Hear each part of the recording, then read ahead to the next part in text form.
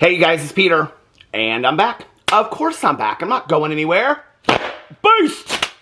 Peekaboo. I see you because I'm YouTube famous now. Available summer 2025, the album. Dad, shimmy, shimmy, AF. Rock on, gold dust woman. Boost! How are you guys doing today? Okay, whew. This is, it's harder for me to get into this than I thought it was going to be. Okay, little trigger warning for you guys out there that can't handle adult men crying. This is probably going to be an emotional video for me today. I wanted to give you guys a little bit of an update because I haven't posted over here in a week. For those of you that don't watch my vlog, I've been posting over on my vlog. I took one day off and then I have been posting over on my vlog, and it's been really, really helpful for me to post over there.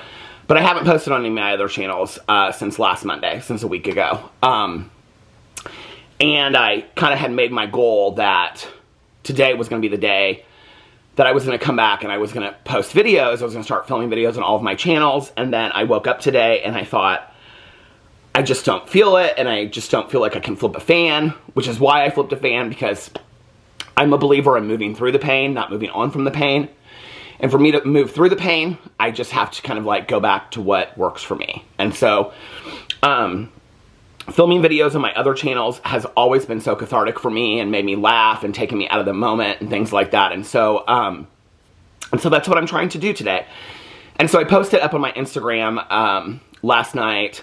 I said I think that the best video for me maybe to come back and do would be some kind of Q&A. And so I asked you guys for some questions. I got tons of questions, so thank you for that. But for you guys that do not know, I put it up on my community tabs, I think on almost all of my channels, except for maybe one. And I've talked about it extensively on my vlog, and I've also posted stuff on my Instagram account. But a week ago, well, it'll be a week ago, tonight going into tomorrow, our little dog, Bo Radley, passed away. And it's really, really hitting me hard. And I'm really, really having a hard time with it. And, you know, I talk about the moving through the pain, not moving on from the pain, because I can remember when my mom passed away, a couple months later, you know, I had people that were saying around me, they said, you gotta move on, you gotta move on, and I didn't know how to do that. And, I had a friend of mine whose son had passed away, and, I was talking to her and I said, you know, people keep on telling me to move on. They keep on telling me to move on. She said, no. She said, we don't ever move on from the pain. She said, but we move through the pain. We feel the feelings and we move through it, but we'll forever carry their memories with us. And that's always been really, really helpful for me. And I can remember, like, I shared that in a vlog years and years and years ago. And another YouTuber who was really, really close with his dog, he reached out to me, and I didn't even really know him that well, and he had, like, heard it in a vlog that I said that, and he was like, I'm really struggling, like, with my dog passing away, and he was like, that really, really helped me. And I don't know why, but just, like, remembering that he reached out to me over that. I mean, this was, like, 6 or 7 years ago that he reached out to me. Like, I've been trying to think about that through all this, but, I'm struggling. I'm really, really struggling. The entirety of our relationship in 16 years, Alex and I have had a dog.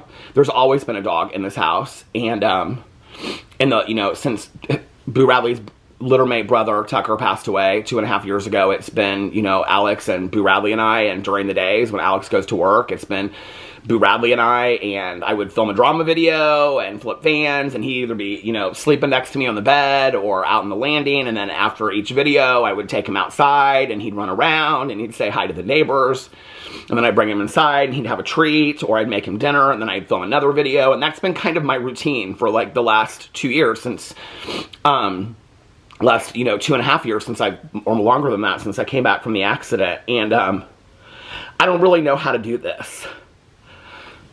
Because that's been, like, what's filled my time. I don't drive anymore. That's a choice that I made, but I don't leave the house very often. And so I don't really know how to do this. The house is super, super quiet without him here, you know. Even just, like, moving around on the bed or walking around downstairs and stuff. And so I'm really having a hard time. And I knew that I needed to get back to making videos. Videos, for me, yes, it's my job. But also, it's really cathartic for me to kind of like get out of myself for a couple hours and, you know, do a funny review video and whatever. I just knew last week I couldn't do that. I couldn't just like flip a fan and turn it on, and I just couldn't do that, you know? And so I needed a video or two to come back where I could just let it all out, and I could just say like, this is what's going on with me right now, and I'm struggling, you know? And I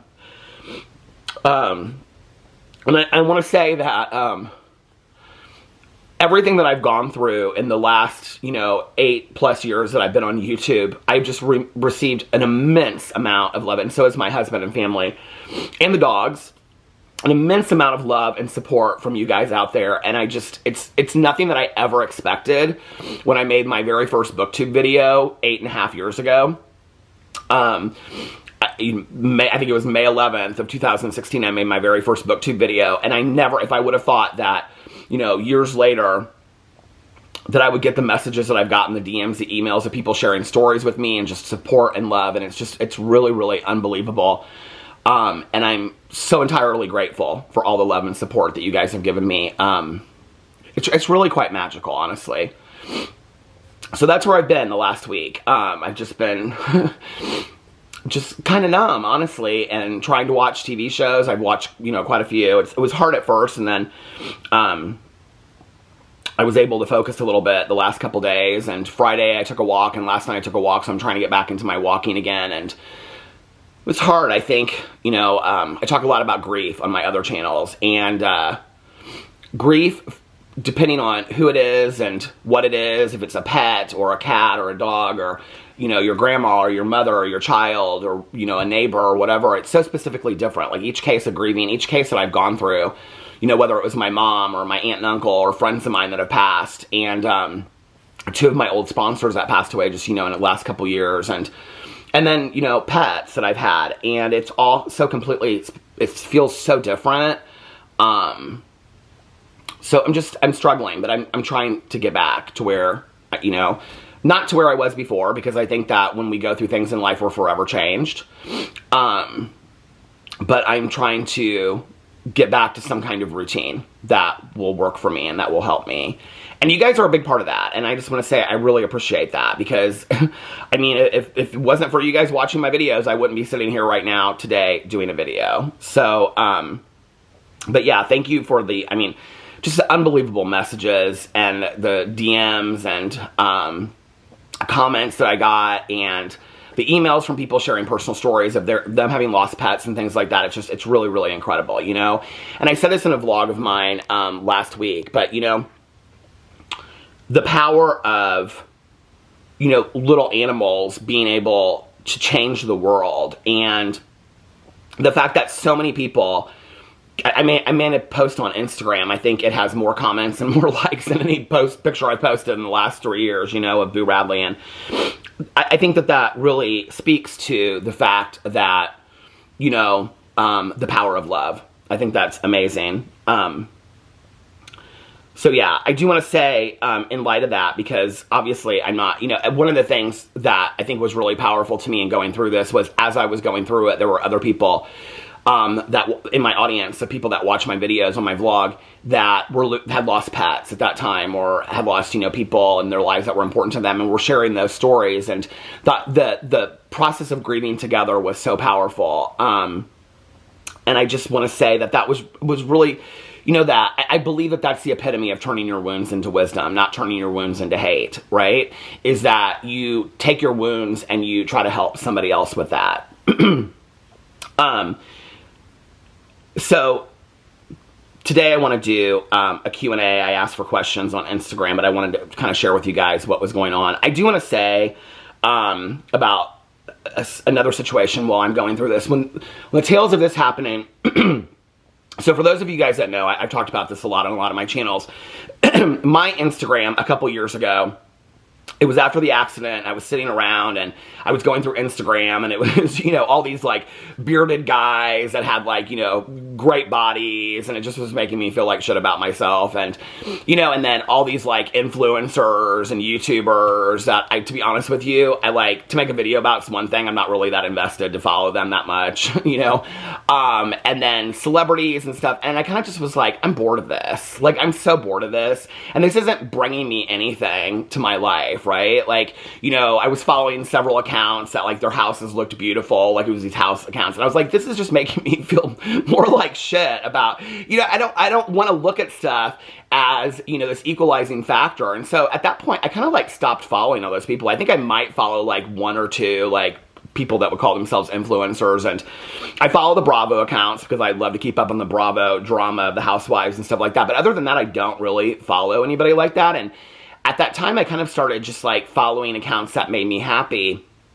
And I started following a lot of like illustrators that do these illustrations. If you follow my Instagram, you'll know that because I repost them a lot. I just reposted one like an hour ago of these illustrations, usually of little animals that are like living in knot holes in trees and stuff like that. But a lot of illustrators and artists. And then I also started following a lot of rescue animals, a lot of rescue dogs, a lot of rescue squirrels and things like that. And for those of you that do not know, Peanut the squirrel, that was a hugely followed rescue squirrel on Instagram and TikTok and things like that. Just last week, somebody reported him.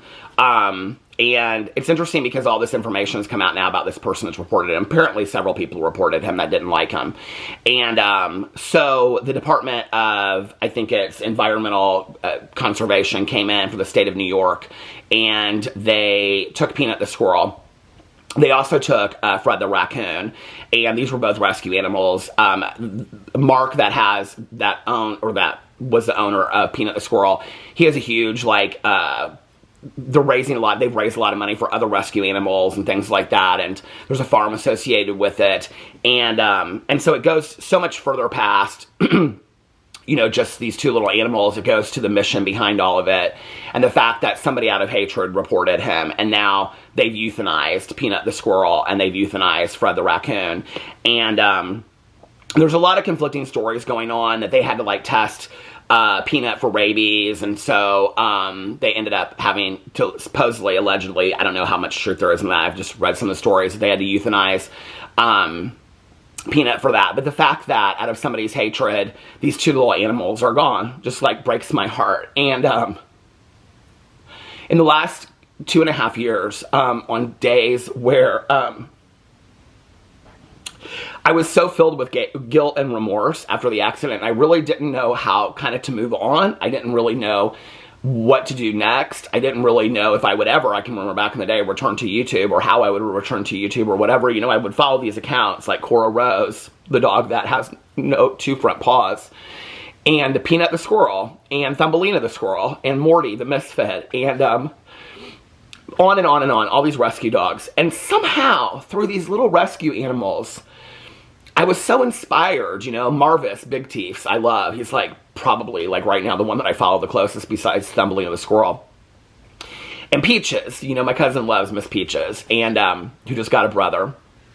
And these little animals inspired me so much to just, you know, put one foot in front of the other. And the fact that this happened, just, it disgusts me. I think it's sick, and it makes me very, very sad. So, okay, I just wanted to share those things. I don't own the monopoly on grief, you know. I think, like, that's the one thing I wanted to say is that, you know, while I was going through all this, I think that one of the things that was really, really helpful was that so many of you were willing to, like I said, turn your wounds into wisdom and share what you were going through, and that was really helpful to me. I don't by any means think I'm the only one that's grieving, let alone this week, last week, or this year, you know. I mean, and I think that for us to share our stories with each other is really, really powerful, you know. I think we live in a world where, and I'm going to share a few of these opinions today, but where we want to share opinions, and we want to always be right, and all this kind of stuff, you know, and I think sometimes it's a little bit more simpler than that. Sometimes it's a little bit, sometimes it's a little bit more simple than, it's a little bit more about just like seeing the humanity in somebody else, I think, sometimes. So anyway, I wanted to say that. So thank you so much.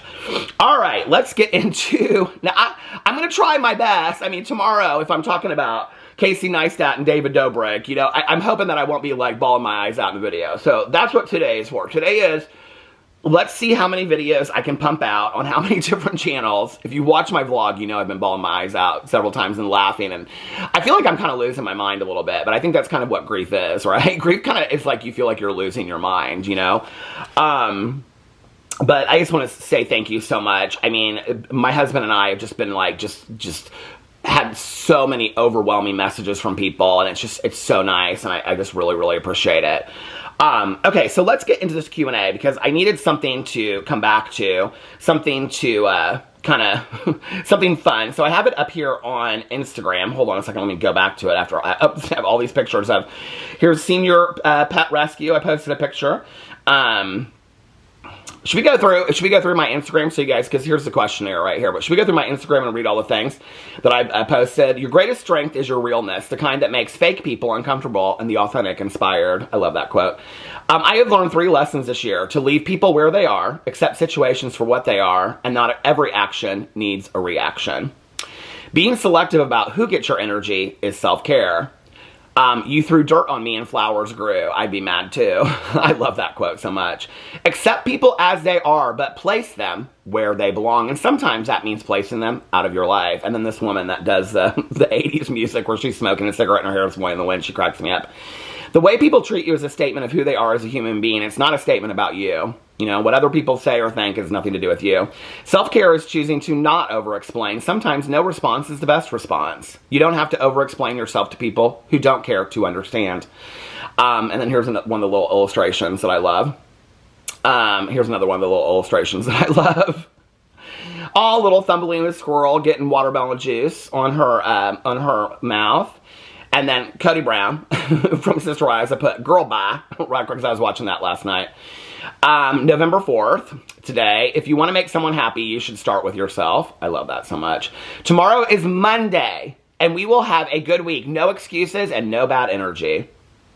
And then another little illustration. So let's go back to the question. So if you want to follow me on Instagram, that's the kind of stuff you'll get. Motivational quotes, little animal stuff, and whatever. Okay.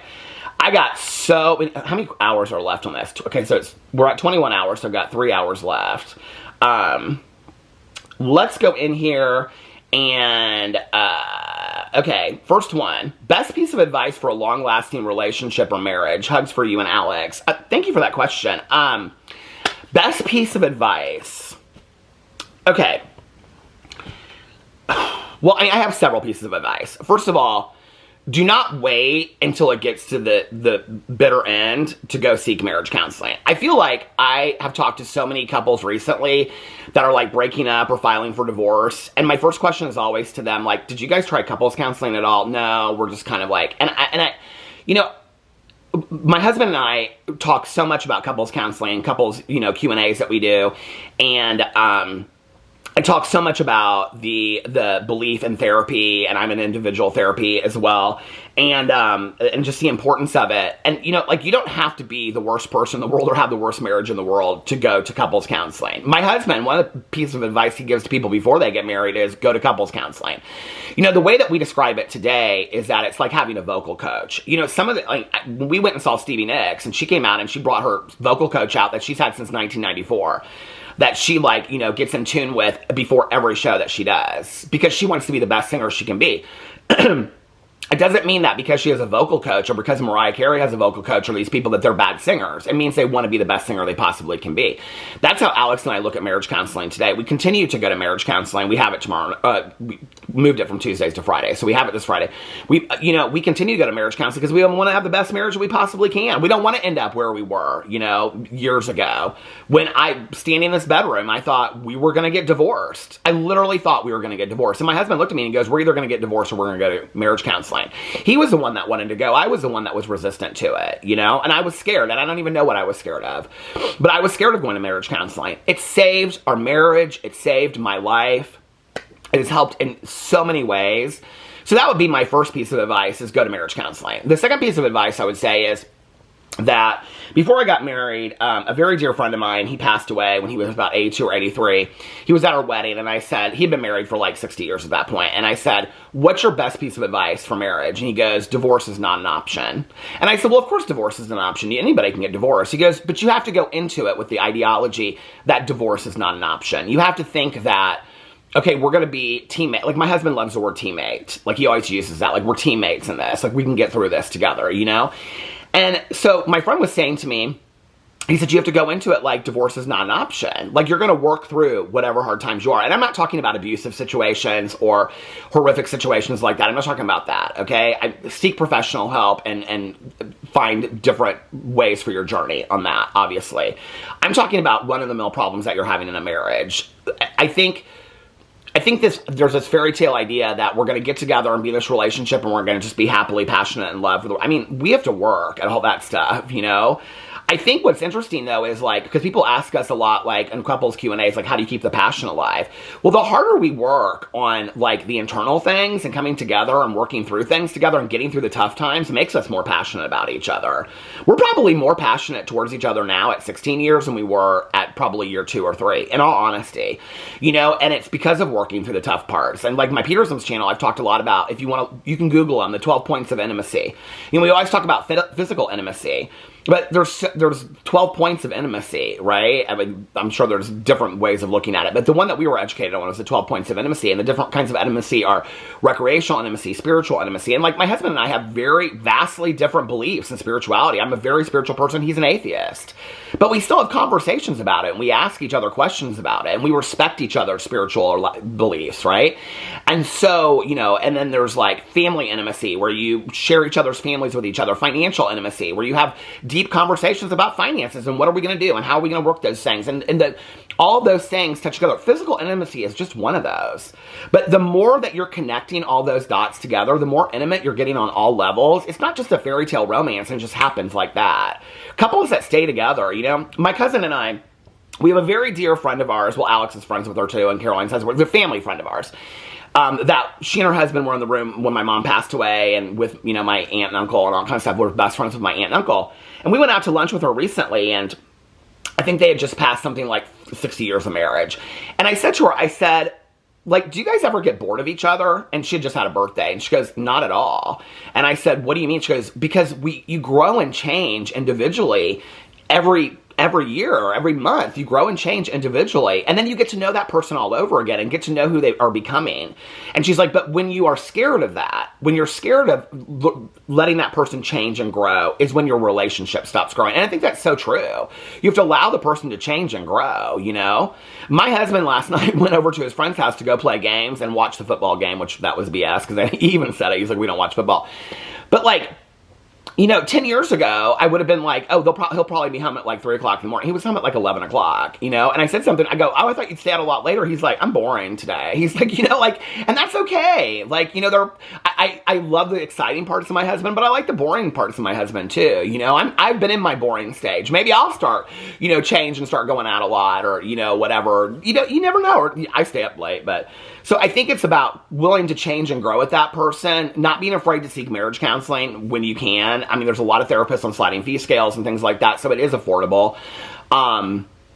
And I think always looking at each other like, you know, and I think I say this a lot because people reach out to me in cameos. Cameos are like little messages you can buy from me, and they ask me a lot, like before their weddings or engagements and stuff. They'll say, what's one thing to always remember? I always say, remember the first time you saw that person, how excited you were. If you can always remember those butterflies in your stomach that you had the first time you saw that person, you know, like, once you've gotten over the fight, remember that. Remember what you fell in love with. Don't forget that. I think sometimes, you know, like, the person that we're sleeping next to in bed becomes the person we're most distant to in our life. You know, if you're sharing things with your friend, but you're not sharing them with your partner, your relationship's going away, you know? And I think that that's something that's really, really vital to relationships. So thank you for that question. And now out of 600 questions, I've gotten to one. Have you ever thought of shaving your beard, said Terry. Yes, Terry, I have actually thought of shaving my beard. You know, it's interesting because before I had a beard, so the way I have a beard is that when we got married, 13 years ago in Las Vegas, I didn't bring a razor with me, electric razor. And so at that point, I kind of had like a 5 o'clock shadow kind of thing going on. And so it was like day 3, and I was like, I said, we were laying by the pool, and I said to Alex, I said, okay, I'm either, because I didn't have a 5 o'clock shadow. I don't know why I had, but anyway, I was like, I'm either going to grow a beard out, or like I have to go buy an electric razor or something like that. And Alex, I said, what do you think about me growing a beard out? And he said, because I think you look hot with a beard. So I grew a beard out. I had never really thought about having a beard until that moment, honestly. I mean, it's weird that I have a beard now. I never thought I would have a beard, you know? Then what was funny was that my hair turned white, like grayish white, when I was about 23 or 24. It started changing. And so I had my hair colored professionally. I mean, I was paying a lot of money every 3 weeks to get my hair colored for years and years and years and years. And when my beard started change, grew my beard out, it grew, and it wasn't as white as it is now. It was more like salt and pepper, but it was like my hair was brown, and then this was salt and pepper. And we were over at my dad and my stepmom's house one day, and I said to my dad calls me Pete, and I said, Dad, I don't, like, what should I do? Should I shave my beard or whatever? He goes, Pete, he goes, just let it go. He goes, just let it go. He goes, you're going to enjoy life more. And so I let my hair grow out. And I was like, at first, it was weird because I was getting guests for like late 30s, and then instantly overnight, I got guests for like 55. I mean, they were aging me up, right? But, you know, it was like, the things that went with it, like being able to go into a pool or on a beach or out in the sun and not have to worry about, like, paying for the hair color that was going to get damaged, or special shampoos. And, you know, I mean, I still do that with, like, I buy, you know, brightening shampoos, but I have thought about shaving my beard from time to time. So I think part of it is that, you know, on this weight loss journey that I'm on, like, the beard has become a little bit of a mask, I think. Like, I don't even know what I would look like. I feel like I just look like a big potato is what I'd look like, so it kind of scares me a little bit. I don't think I will shave my beard. I've actually thought about growing my beard out a little bit longer. Not like, you know, Duck Dynasty beard, but like, you know what I mean? Like, a little bit long, just a little bit longer.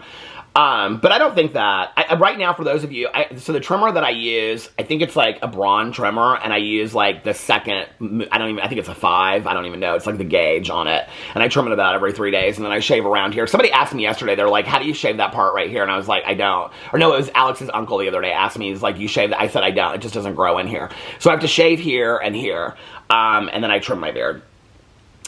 Okay, if you could erase one public figure's entire existence from social media, who would it be? Oh, God. One public figure's... You know, I don't know that I would. I think that's a great question. I don't know that I would, because I think that...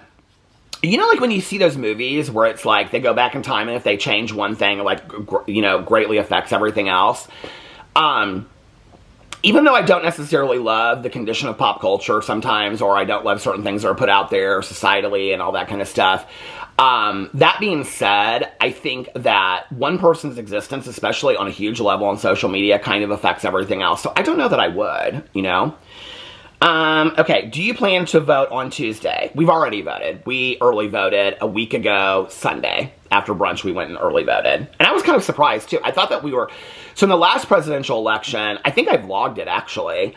And I got there. I either vlogged it or I vlogged... Not, like, literally vlogging, voting, but, like, pulling up to the place and stuff like that. And I remember I'd gotten coffee, because this is when I was still driving. And I can remember pulling up to the church where we voted. We voted at a different place this year, but...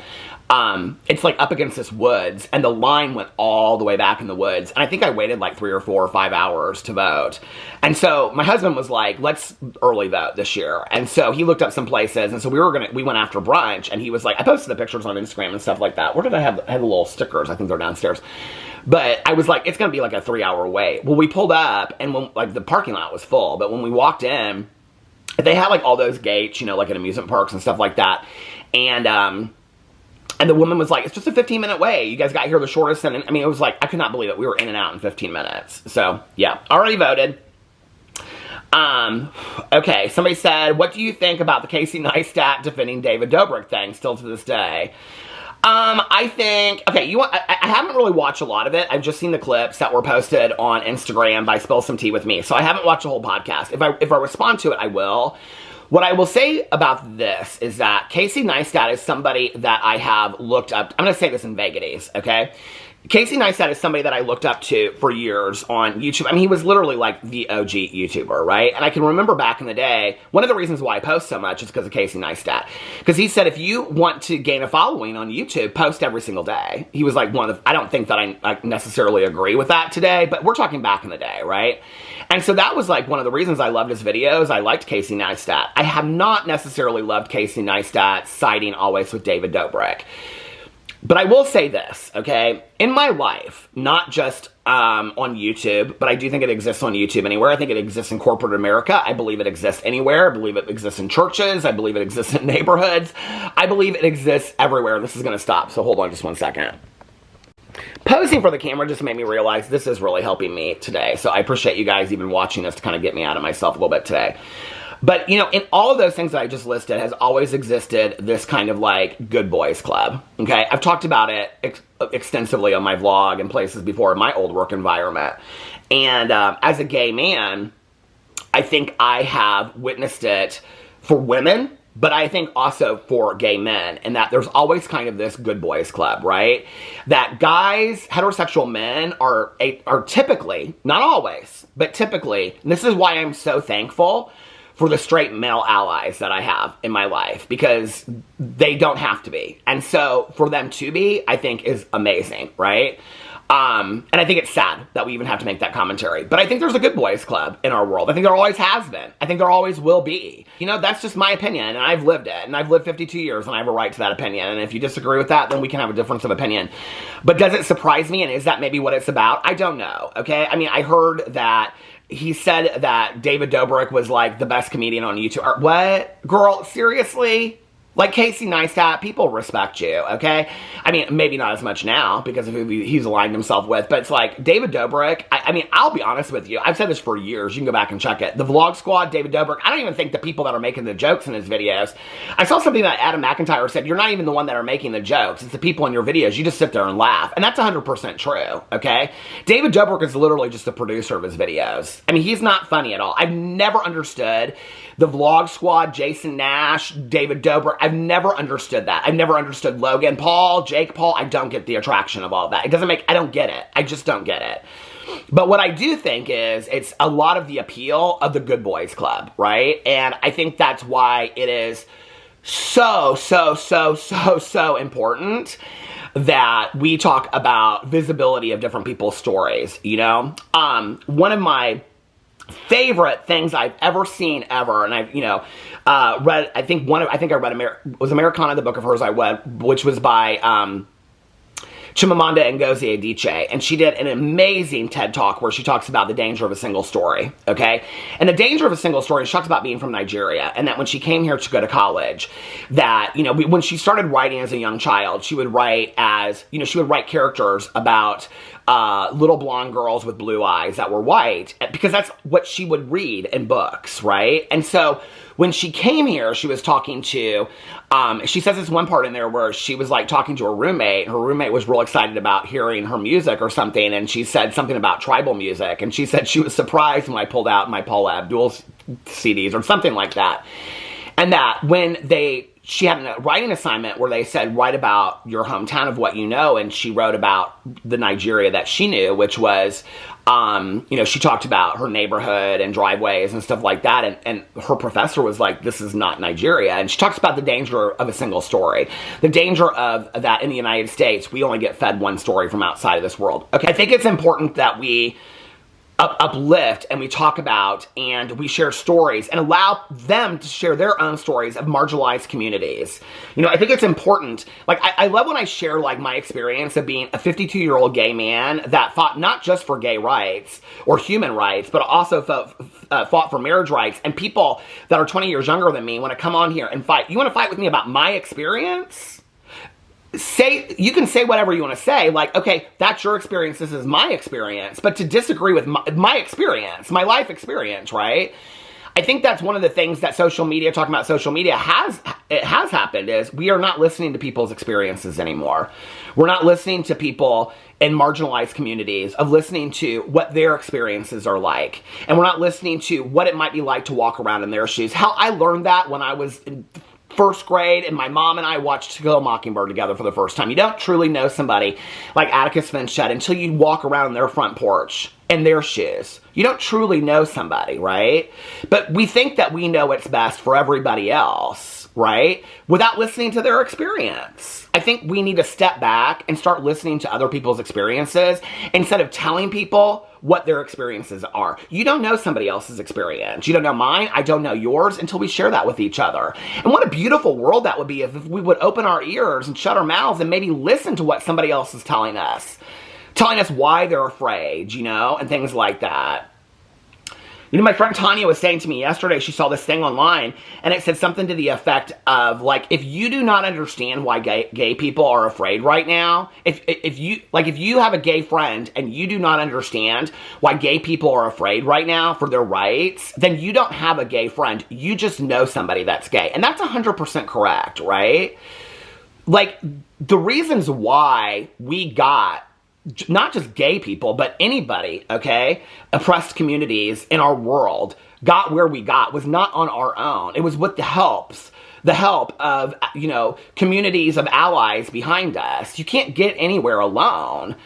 So when people want to say things like, I love you, blah, blah, blah, blah, whatever, and then, you know, it's just like, no, like, if you love me and I'm a friend, then you have to understand where the fear comes from me. And not just as a gay man, not just as anybody in the LGBTQIA plus community right now, okay, but in anybody in oppressed, marginalized communities that is afraid for their rights right now. Listen to where they're coming from. So does it surprise me that we have a greatly privileged, you know, man supporting another privileged man on YouTube? Not at all. Not at all. And it makes me sad, you know? I think David Dobrik has done enough wrong that to at least acknowledge that and say, you know what? And this is where they're so concerned with their public image that they can't say that. For him to say, and I don't know, maybe he did say this and I haven't watched it yet, but to say, and I think he did say something about he's been friends with David for a long time, right? But to say, I've been friends with him, I'm going to look past that shit, blah, blah, blah, whatever. But there's so much that's been wrong with it. I don't know. Does it surprise me that there's a boys club? Not at all. Not at all. There always has been. Somebody said, who is the worst? Oh, Jeffrey Dahmer or Jeffree Star? Girl, is that a serious question? Okay, come on now. I mean, Jeffree Star's done some horrific shit, but he is not even on the level of Jeffrey Dahmer. That's not even a fair comparison. At all, not even in the same, I was going to say room, not even in the same building. Okay, not even in the same, that's not fair to compare him to that. I think Jeffree Star's done some horrible shit, but that's not fair. Okay. Somebody said, how do I raise my son to be as amazing as your mama raised you? P.S. I appreciate that. You know, it's interesting when I think about how my mom raised me. I think my mom raised me, I forget sometimes the things that my mom raised me to believe, you know? My mom did not like negativity in her house at all. I witnessed her asking people to leave that were super negative or used negative language. My mom was a right fighter.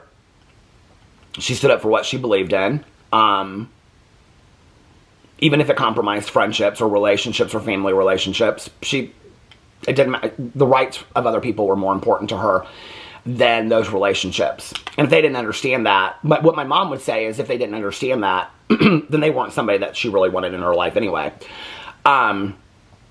You know, my mom told me not to value the opinion of those people you don't value to begin with. And that's something I forget often, is to not value the opinion of those people I wouldn't value to begin with. Meaning that there are some people out there that are so cruel, so insensitive, so nasty, that why do I care what they have to say? I think that's probably one of the greatest lessons my mom ever taught me.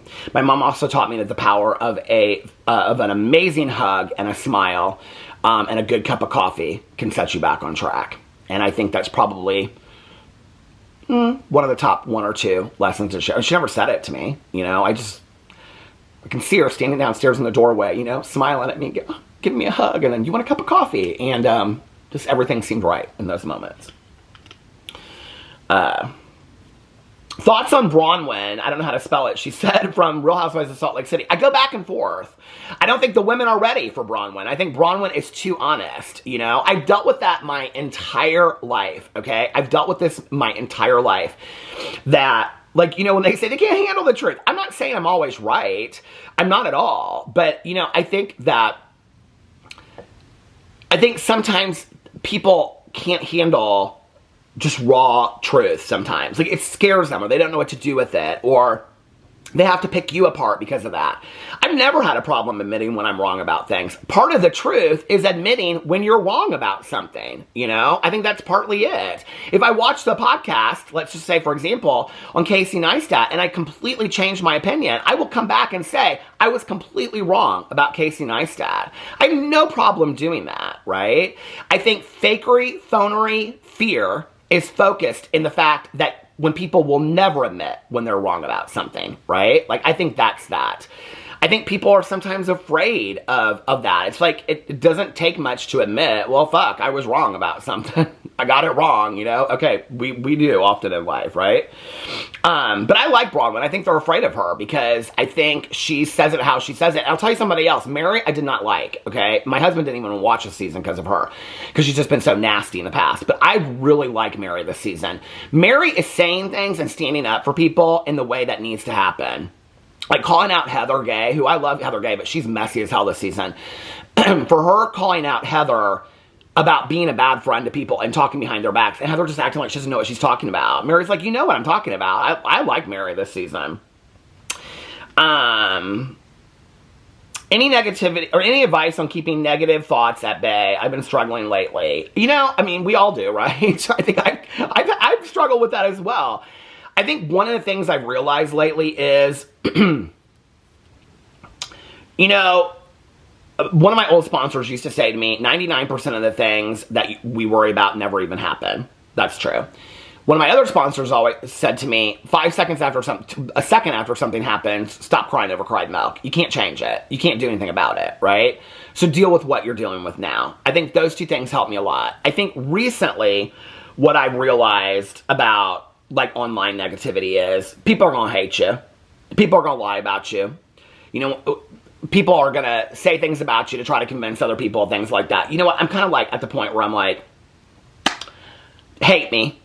Hate me. Because there's a lot of people out there that like me. You know, there's a lot of people out there that really like me. And I'd rather focus my attention on the people that like me. I really would, you know.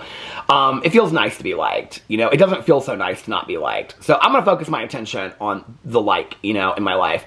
And I'm going to focus my attention on living my best fucking life. It's, you know, like, I'll never forget years ago, and I mean, I still have the DM somewhere on my phone of somebody threatening me because my husband was like doing an Instagram reel backwards, and there I am, like my fat gut sitting on the beach smoking a cigarette, and somebody sent me, I mean, I'm in Miami, and I'm like, you know, whatever, and I'm like spiraling because somebody's sending me all these threats, you know, like, if you don't come out and say you smoke cigarettes, I think it's trashy to smoke, okay, or vape on camera. It's why I never have. People are like, well, can you tell, I've never said I quit smoking cigarettes. I smoke a good cigarette every once in a while. I can tell you, after my dog passed away, this week I have smoked a good cigarette, okay? And yes, we have vapes in our house, nicotine vapes, not marijuana vapes, but y'all do you. I'm just sober. And so I can remember that time, and somebody was like threatening me. I'm going to let all the drama channels know that you smoke cigarettes. I'm like, all the drama channels smoke cigarettes. They all vape. They all smoke weed. I'm the only one that doesn't. Maybe, I don't know, you know? Like, and so I'm like freaking out about it. And I'm like, today, you know, I'm gonna smoke a cigarette. I am. I'm gonna smoke a cigarette. I'm gonna live my life, okay? I'm not gonna make apologies for shit in my life anymore. I'm gonna live my life. I'm 52 fucking years old, you know? I think one of the things I realized recently in the last year was like, I was thinking to myself, you know, like with my dad. My dad just turned 84 this year. Still going strong. And I said something to him like a couple years ago about something, and he just laughed, you know? He just laughed. And I said something to him about like his information being doxxed. He goes, what do you mean? And I go, like, you know, if somebody finds you, he goes, I don't give a fuck. He's like, my dad's a cusser, you know? And he's like, I don't care. He goes, why do you? He goes, just enjoy your life. Well, it took me a couple years to figure that out, you know? Say what you want, you know, like, say what you want to say about me. Listen, I think I put it up on my Instagram, you know? Whatever, go listen to that rumor all over again. I'm gonna live my best life, okay? You know, it's always interesting to me is that whenever I say stuff about people, it's always because I'm jealous, right? But then all the people that say all this mad shit about me, then that must be true of them too, right? Like they're just jealous of me. I mean, I haven't figured it out. But it's not about that. I mean, it's about, I don't know, I didn't give somebody attention at this time, or they're pissed because my dog got more attention than this, or I don't know, okay? But I will say this to you. In life, you can choose whether or not you're going to focus on positive things in your life or you're going to focus on negative things in your life, you know? And at times, even maybe today, we might choose to focus on some negative things. But I'll ask you this question. How do you feel inside when you focus on negative things? How do you feel inside when you focus on positive things? I feel better when I focus on positive things. So I'm going to do my best. I'm going to do my best to focus on the positive. I'm going to do my best on all of you kind people out there that sent me really kind messages in the last week. That's what I'm going to focus on, you know? That's what I think we should do, you know? Life is not a dress rehearsal, like Annie Mame said, you know? We're here but for a fragment of time. You're going to waste it on negative stuff? You're going to waste it on worrying about something that happened 10 years ago? Or what could happen tomorrow? Tomorrow's going to come whether you want it to or not, you know? Yeah, we're all going to do that. I'm going to borrow trouble for a couple minutes and be like, that's where I use my skill set, my toolbox, right? I call my support people or I talk about it and I get it out. And I go, no, I don't want to focus on the negative. I want to be grateful for what I have today, you know? It was like, I think like on day 2 of Bo Radley, I was like so upset and so angry. And I said in my vlog, I said, I'm responding to this differently than I responded to other loss. Like I'm angry, right? And it was like the second day, I just was overwhelmed. And I was like, you have this little dog for 15 years of your life, you know?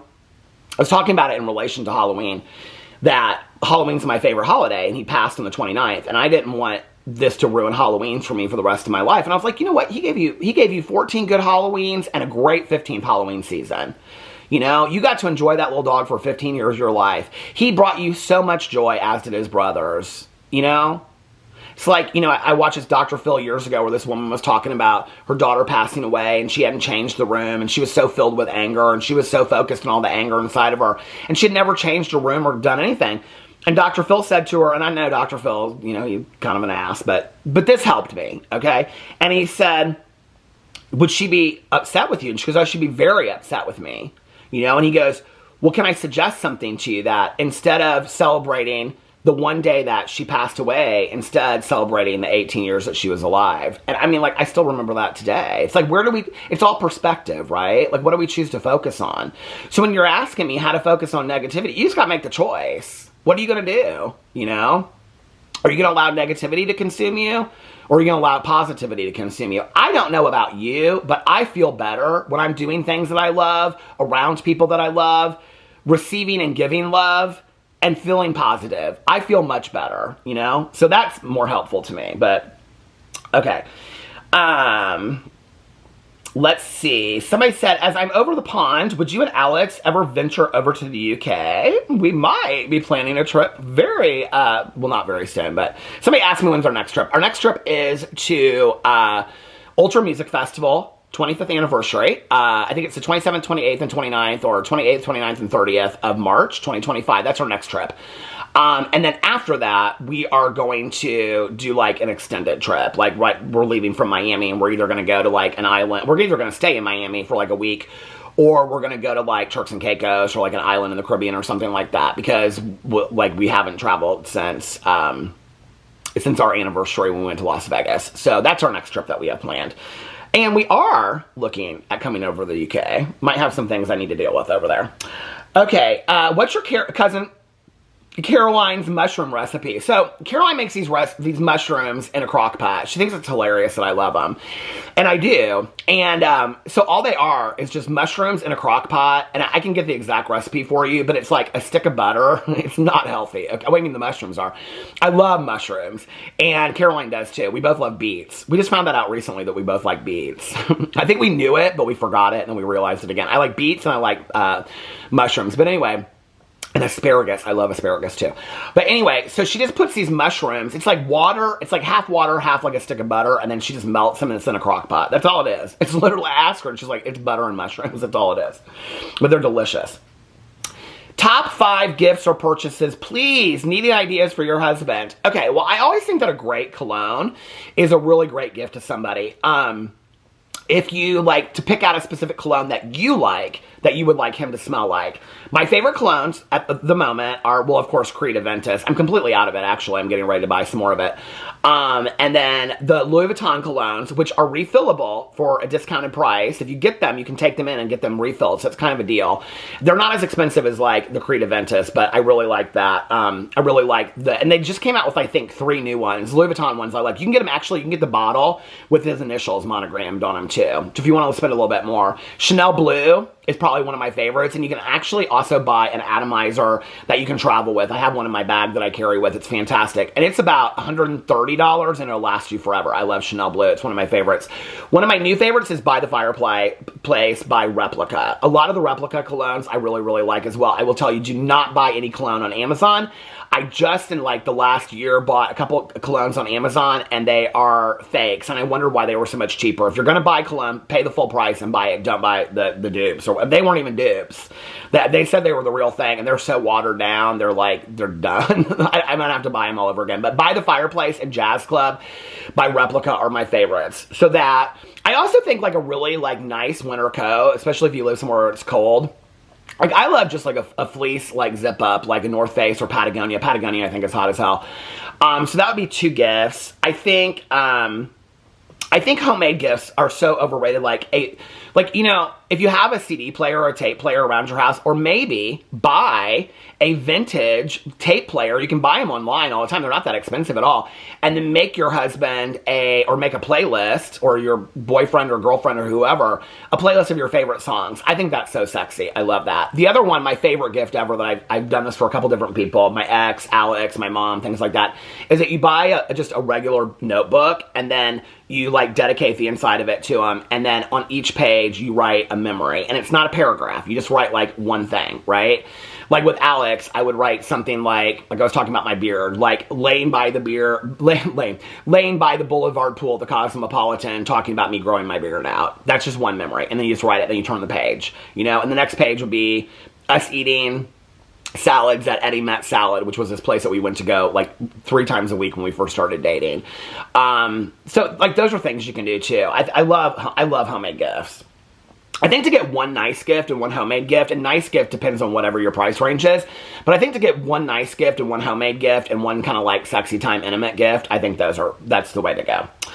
Okay, what's your favorite holiday tradition? Getting dressed up for Christmas Eve, I love. Well, now it's changed, because when I was growing up as a kid, we'd go dressed up and have, like, this big dinner. Now, like, with Alex's family, like, because, like, in Venezuela, like, they celebrate Christmas on Christmas Eve, and it goes late. But I love that. It's so much fun. It's very, like, loud music, and we do a gift exchange. It's really, really fun. I love our Christmases now. Will Sally Joe be making an appearance this year? I don't know. She might. We'll have to see. Sally Joe is the elf. How are you doing? Somebody asked me. I'm doing better now that I started this video. This video's helped me in the way that I wanted it to help me. It's kind of got me out of things. I'm going to turn around and do a Sister Wives video, because I watched Sister Wives last night and I have notes. So I'm doing okay. It's the downtime. It's like the house is so quiet, you know, without Boo Radley here, and my routine is off. But yeah, as myself, I'm a Northern Hoosier. Hoosier is like people that live in Indiana, where I live. Do you prefer Northern or Southern Indiana? Southern Indiana is beautiful. Southern Indiana looks like, I'm talking about like Bloomington, which is where Indiana University is. South looks like Stranger Things. Stranger Things is supposed to take place in Indiana. Southern Indiana is beautiful. Northern Indiana is like the dunes, the lakes, stuff like that. It's a completely different vibe. Middle of Indiana is kind of boring. No question, just love you. Oh, thank you so much. Did you have pets growing up? We did. My dad and, so I had an Airedale with my dad, and, then my stepmom got a dog, and so it was the two of them. They've always had, my dad and my stepmom have always had dogs. I had a dog with my mom growing up as well, and he was a wire-haired fox terrier, and he actually lived to be like 18 or 19. So, and then she never got another dog. She always thought about it, but she never did. It's kind of weird too. Like I'm thinking, like people keep on asking me like when you're going to get another dog. So I'll just answer that question now. We have no plans. Alex is really like, he said you get as many dogs as you want to, but Alex right now emotionally is just like, he doesn't want to he's not sure that he thinks that the loss and the emotionality of going through grief is worth getting another dog in the long run. He said that for a while. But he's like, babe, you get as many dogs as you want. I'll help with them. I'll support you in it. Yes, they'll be my dogs too, blah, blah, blah, whatever. But they won't be he said they won't be my dogs. They'll be your dogs. I don't know what the difference is, but I really thought a lot about it. You know, we will definitely rescue. So I'll definitely rescue. If a rescue dog would come up, I believe that rescues find their owners. If a rescue came up that I felt like was meant to be, obviously sooner rather than later, I'm not looking. We've had a dog for 16 years. I want to be able to go on one trip at least and not have to worry about like missing my dog, whatever. So we're going to Ultra, so it definitely won't be before April unless some unbelievable dog came in that I felt like we were meant to be together. And then what else was I going to say? And then, my brother and sister-in-law are due around the same time, so we'll go to San Diego. We said we would go out there like a couple weeks after. So that'll be like in April or May, we're going to go out there, and then we'll do a birthday trip in June, and then whether or not we do another anniversary trip to Las Vegas, we're not really sure. So it will probably be, if we don't do an anniversary trip, it'll be after the birthday trip, so July, August, September. If we go on an anniversary trip, it'll be September or October, so we're talking a whole year. And it makes me sad. I think also, like, my husband, you know, he's always somebody that looks at the positive of everything, or tries to, and he said, why don't you take this time to do all the things that you felt like you couldn't do because you had to, you know, like we had Boo here that we were taking care of and stuff like that. So I think, you know, so there are some things that I want to do. I think there's like a couple just like 2-day trips that I want to go on just by myself and visit some friends of mine that Alex wouldn't like. Those are, you know, he's done a lot of those trips through the years, and I've had PPMP Eater's Bachelor Weekend. So it's time for Alex to have Alex's Bachelor Weekend by Alex, by himself, so that Peter can go visit some friends. So I've got I don't consider those trips, but those, I mean, I haven't even planned them yet, but I've just talked to some people about it. So, Marissa, she's so sweet. Marissa, you're so sweet. She said, how are you really? I'm struggling. It's tough. It's tougher than I thought it would be. Somebody said something about the Don't Cry painting. Thoughts on Jeffree Star's podcast tour? I don't really understand it. I think he realizes he's completely lost all relevancy whatsoever, and so he's going on all these podcasts.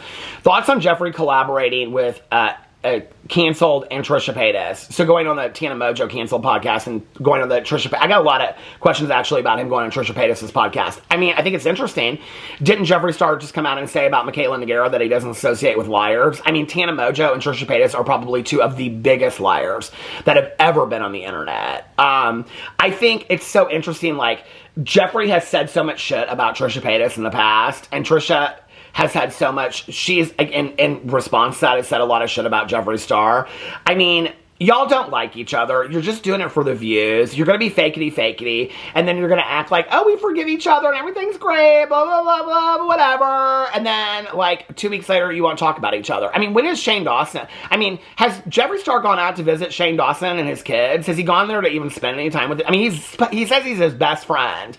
It's all fake. It's all smoke and mirrors, y'all. These relationships are the most fake bullshit I've ever seen in my entire life. I would not want relationships and friendships like these people have, okay? They just use each other for views and likes. It's weird to me. Go on her podcast, okay? I hope, since you just came on a TikTok and you called Michaela, he's already filmed it, okay? So, if you called Michaela Nogueira a liar and said you don't hang with liars, and everybody in the world knows that Trisha Paytas is a liar that doesn't take any accountability for her lies, and you go on her podcast and you don't call her out and call her a liar, then Jeffree Star, you are completely irrelevant, and you literally have no backbone, and you can't stand up for, and nothing that you says means anything anymore. That's what I think about it, okay? Nobody cares about Jeffree Star anymore anyway. That's why he's going on all these podcasts, because he's irrelevant. Nobody cares about him. Trust me. If I did a video about Jeffree Star tomorrow, pull 5,000 views. Don't nobody care about him. How are you doing? How's Alex? Alex is doing okay. You know, like, Alex's way is like, he went back to work and he was like, I can't be around the house. Like, this is when, like, after PP passed away, we went on the trip. Because he's like, I cannot just be here in the house, like, where PP was every day. Like, I need to get away. It's been really good for Alex to go to work. And he's, you know, gotten out of it. But, like, at night, we've been sitting here. His way is to look at pictures and videos. I'm not there yet. I'm really still struggling looking at pictures and videos of Bo Radley and stuff like that. And I was going to try last night. I'm just not there yet. So maybe in the next couple days. With PP and Tucker, I was able to do that. With Bo Radley, it's so raw that I can't really look at pictures and videos. But, like, Alex just put this thing together the other night that was really nice. And that's, you know, I mean, we've been, find a partner that you all can lean on each other and hold hands and, you know, have each other's backs in tough times. I mean, I feel like the luckiest man alive with the husband that I have, and I'm forever grateful for him. And I'm forever grateful for you guys. I love you so much. I'll save these questions. I might come back tomorrow and do a follow-up to that or sometime later in this week. I love you guys, and I will see you tomorrow. Bye.